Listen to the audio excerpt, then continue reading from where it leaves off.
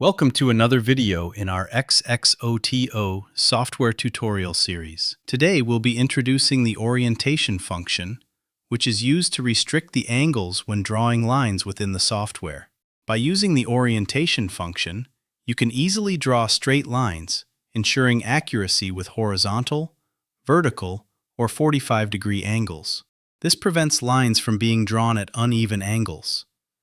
This feature applies to all line drawing tools, such as the measure tool or the pen tool, ensuring your lines are always precise.